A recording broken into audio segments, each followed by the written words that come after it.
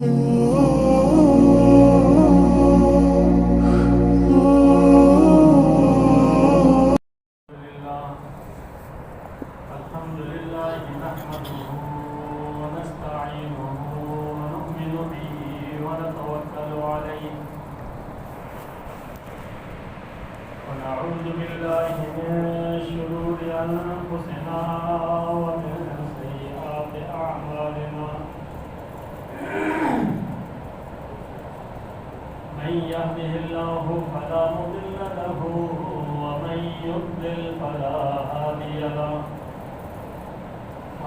أن لا إله إلا الله وحده لا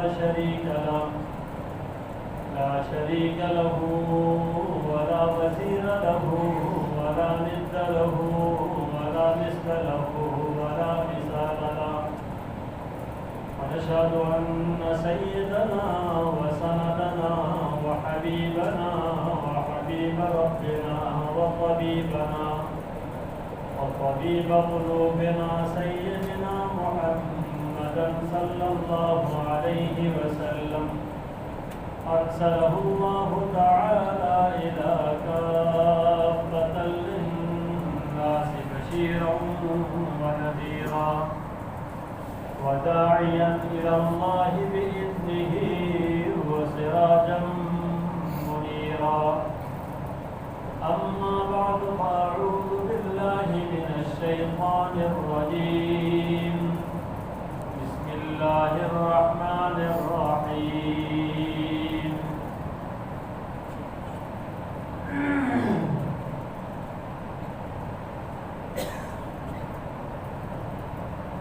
ادعوني أستجب لكم إن الذين يستكبرون عن عبادتي سيدخلون جهنم داخرين. وقال ربكم ادعوني أستجب لكم إن الذين يستكبرون عن عبادتي سيدخلون جهنم داخرين. قال النبي صلى الله عليه وسلم الدعاء مخ العبادة، أو كما قال النبي صلى الله عليه وسلم صدق الله العظيم وصدق رسوله النبي الأمي الكريم، ونحن على ذلك من الشاهدين والشاكرين والحمد لله رب العالمين. اللهم صل على سيدنا محمد وعلى آل سيدنا محمد وبارك وسلم. اللهم صل على سيدنا محمد وعلى آل سيدنا محمد وبارك وسلم. اللهم صل على سيدنا محمد وعلى آل سيدنا محمد وبارك وسلم.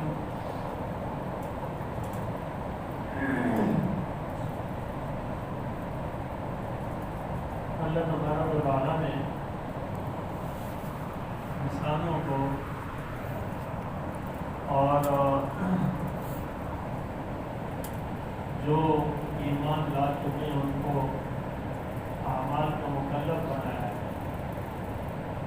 اور جو نہیں لائے تو ان کو دعوت ہے کہ وہ بھی ایمان لائے اور اس کے بعد اعمال کی طرف جائیں۔ جب انسان عمل کرتا ہے تو پھر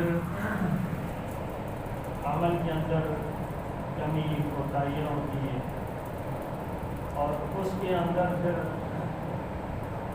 اللہ سے مانگا جاتا ہے، اور پھر عمل اگر ٹھیک بھی ہو تو اس کی قبولیت مانگی جاتی ہے۔ اس کو کہتے ہیں دعا۔ یہ دعا ہے نا، یہ بہت بڑی عبادت ہے، بلکہ دعا کو تو عبادت کا مغز کہا گیا ہے، عبادت کو خلاصہ کہا گیا ہے دعا کو۔ یہ دعا ہے، یہ اتنی بڑی چیز، سارے عملوں کا نتیجہ اور خلاصہ کہ اللہ پاک سے تعلق جڑ جائے. اللہ کی عبادت اللہ کو راضی کرنے کے لیے کی جاتی ہے، اور عبادت اس لیے کی جاتی ہے کہ اللہ تبارک و تعالیٰ خوش ہو جائے. تو پھر طریقہ بھی وہی اختیار کرنا چاہیے جو اللہ پاک نے بتایا ہے نا کہ اپنی مرضی کا. اب جب یہ عبادات جو ہے نا وہ اللہ کی یاد کے لیے، اپنے صلاۃ بذکری، نماز تم پڑھو اس لیے کہ مجھے یاد کرنے کے لیے نا، میری یاد کے لیے. اور اللہ فرماتے ہیں فاذکرونی اذکرکم، تم مجھے یاد کرو میں تمہیں یاد کروں گا، تم مجھے یاد کرو میں تمہیں یاد کروں گا. اب اس یاد کرنے میں سب سے بہترین طریقہ جو ہے نا قرب کا، وہ مانگنا ہے. جب انسان مانگتا ہے نا، مانگتا ہے، وہ پڑھتا نہیں ہے. ہم جو نا دعا کرتے ہیں وہ دعا کے الفاظ تو پڑھ رہے ہوتے ہیں، یا دعا کی ایک رسم تو ہے، دعا مانگی نہیں جاتی ہے. ہمارے عموماً ایسا نہیں ہوتا.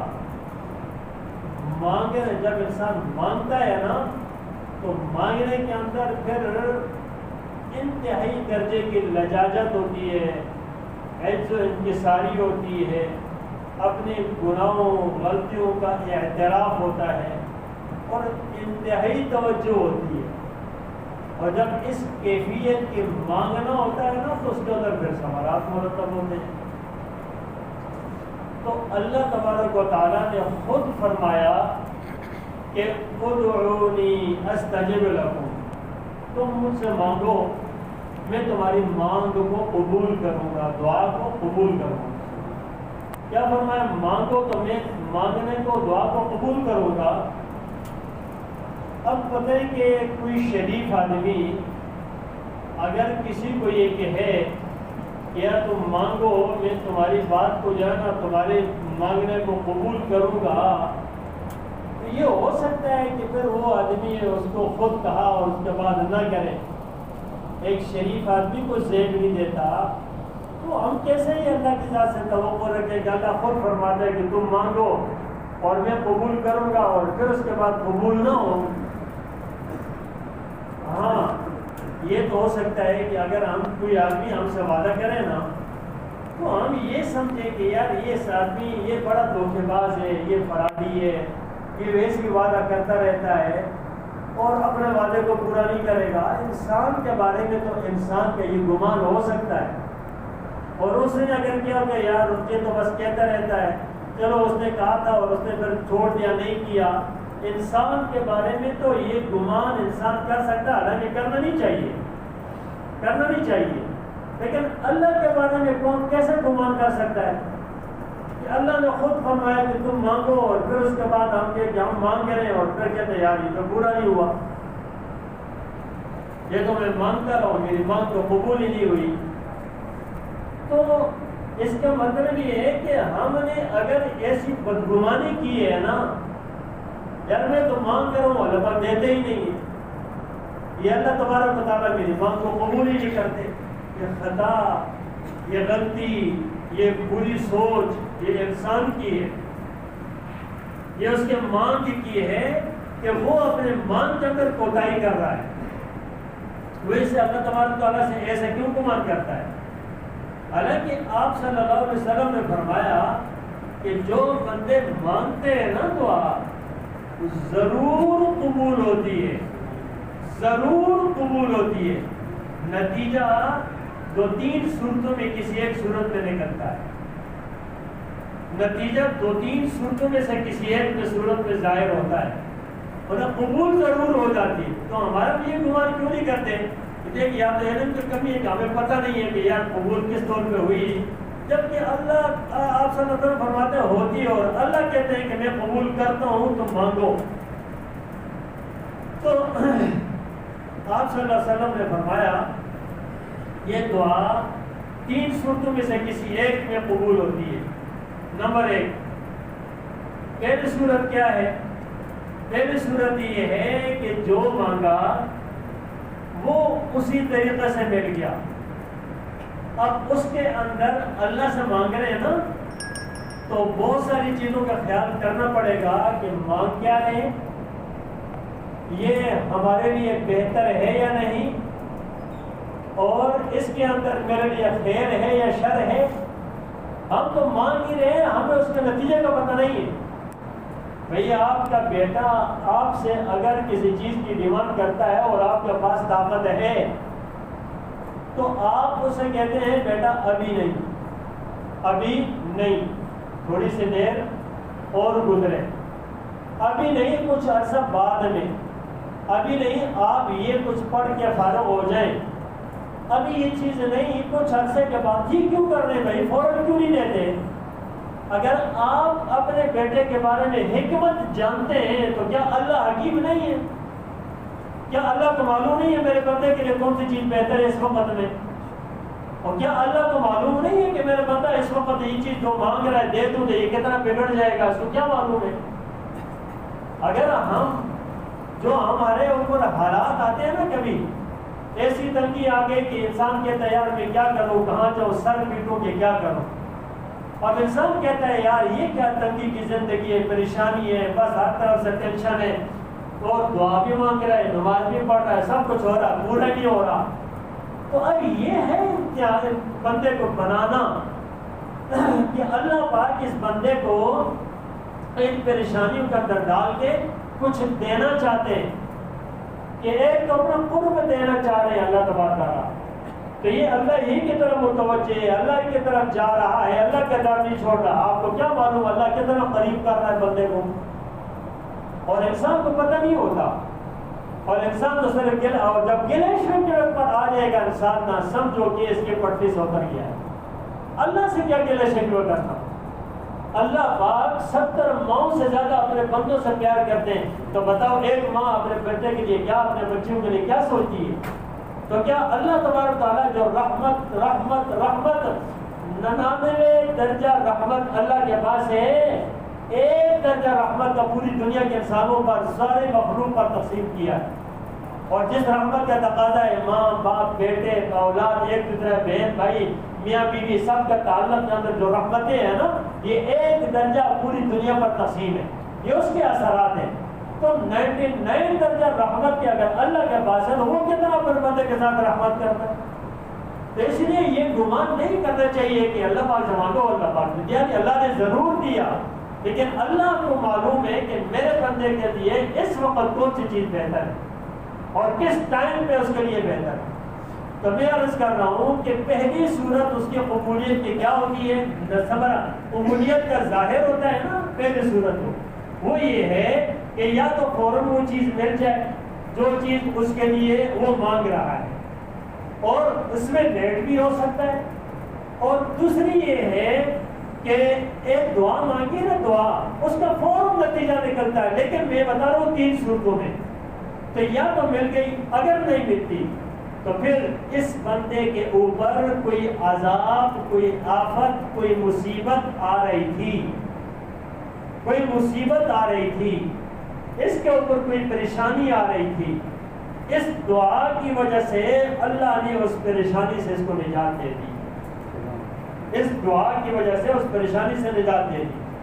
اور آپ دیکھا کرتے ہیں کہ دعائیں مانگ کریں، نماز پڑھی، عبادت کی، اذکار کیے، اس کے بعد باہر نکلتے ہیں، دیکھتے ہیں یار میں تو گرتے گرتے بچ گیا، گاڑی لگتے لگتے بچ گئی، پھنستے پھنستے بچا لیا اللہ نے، اچانک ایسا ہو رہا تھا لیکن اللہ نے مجھے بچا لیا، اچانک یہ ہو رہا تھا اللہ نے بچے کو بچا لیا، بیوی کو بچا لیا، گھر کو بچا لیا۔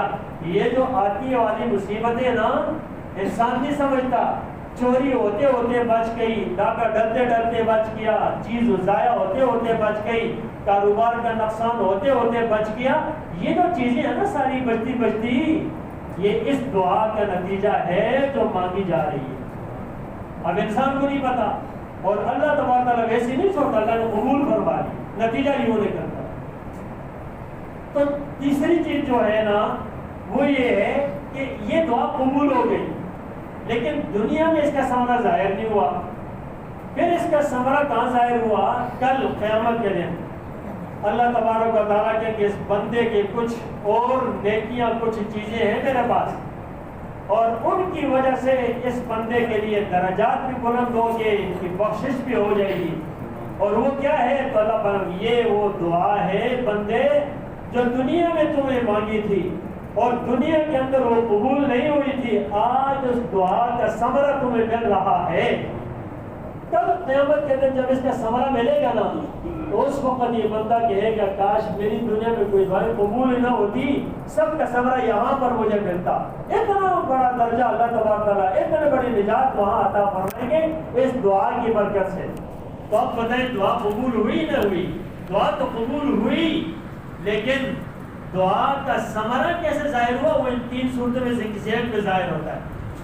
اگلی بات یہ ہے کہ میرے دوستو، ہم جو دعا مانگ رہے ہیں نا، ہماری دعائیں رسم ہے، رواج ہے، ہماری دعائیں مانگنا نہیں ہے۔ ہم تو 4-5 فرض پڑھ کے اٹھ کے دامن باندھ کے چلے جاتے ہیں۔ ہم تو نمازوں کے بعد، آپ نے دیکھا ہوگا، نمازوں کے بعد بیٹھے ہوئے اور اٹھ کر سلام پھیرا اور یوں نکل کے بھاگ رہے ہیں۔ بھائی نمازوں کے بعد دعا قبول ہوتی ہے، آپ صلی اللہ علیہ وسلم نے فرمایا، مشکات کی روایت ہے، باقی کتابوں میں روایت موجود ہے، دعا بعد المکتوبہ، فرض کے بعد دعا قبول ہوتی ہے۔ عبداللہ بن مسعود رضی اللہ تعالیٰ عنہ، صحابی رسول صلی اللہ علیہ وسلم، آپ نے دونوں دعا مانگی اور تعریف کی، اللہ پاک کی تعریف کی، رسول صلی اللہ علیہ وسلم پر درود پڑھی، پھر دعا مانگی۔ آپ صلی اللہ علیہ وسلم فرمایا سل توفا، سل توفا، سوال کرو تمہیں عطا کیا جائے گا، سوال کرو تمہیں عطا کیا جائے گا۔ تو دیکھو بعد میں، اور ایک صحابی رسول صلی اللہ علیہ وسلم تھے، انہوں نے جو ہے نا نماز کے بعد بیٹھے ہوئے تو اس نے دعا مانگی جس کے اندر کوئی درود اور کوئی ثنا نہیں تھی۔ آپ نے فرمایا بھائی تم عجلت ایھا المصلی، اے نمازی تو جلدی کر گیا، جلدی کر گیا، جلدی نہ کر۔ اس کے بعد ایک دوسرا تعارف کا، پھر آپ نے فرمایا جب دعا مانگو پہلے اللہ کی تعریف کرو، پھر رسول صلی اللہ علیہ وسلم پر درود پڑھو اور اس کے بعد پھر دعا مانگو، تو پھر تمہاری یہ دعائیں قبول ہو جائے گی۔ اور اس کے بغیر دعا، حضرت عمر رضی اللہ عنہ فرماتے ہیں دعا زمین اور آسمان کے درمیان موقوف رہتی ہے، زمین اور آسمان کے درمیان دعا موقوف رہتی ہے، قبول نہیں ہوتی جب تک اول آخر درود شریف نہ پڑھی جائے۔ تو میں دعا کے تو آداب ہیں، اب سب سے پہلے اللہ کی تعریف کریں، پھر درود پڑھیں، پھر درمیان میں مانگیں اور اس کے بعد آخر میں پھر درود پڑھیں، پھر اللہ جو ہے وہ اللہ کی تعریف، سبحان ربک رب العزت عما یصفون وسلام علی المرسلین والحمد للہ رب العالمین، یہ ہے۔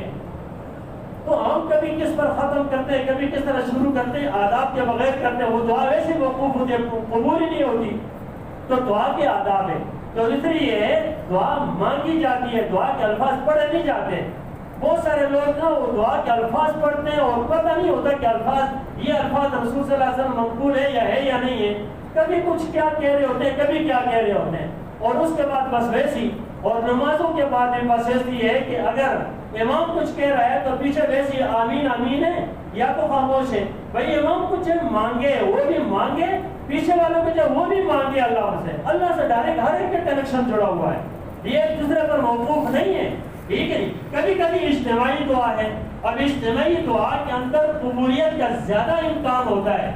جو جمعے کے بعد بڑے جو پروگرامات دعا کی جاتی ہے کسی عمل کے بعد، اس کے زیادہ قبولیت کا امکان ہوتا ہے کہ زیادہ قبول ہو جائے، اس لیے کہ موقع قبولیت کا، بھائی کسی اللہ والے کے قبول ہو گئی، کسی نمازی کی کسی ایک کے قبول ہو گئی تو سب کے قبول ہو جائے گی، یہ امکان ہوتا ہے۔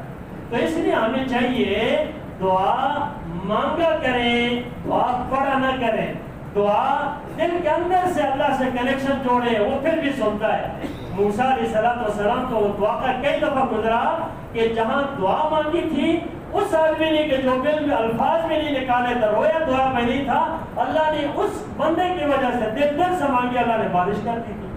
تو ہمیں بھی چاہیے کہ اس طرح کریں۔ اللہ تبارک و تعالی ہمیں آداب کے ساتھ دعائیں کرنے کی توفیق عطا فرمائے۔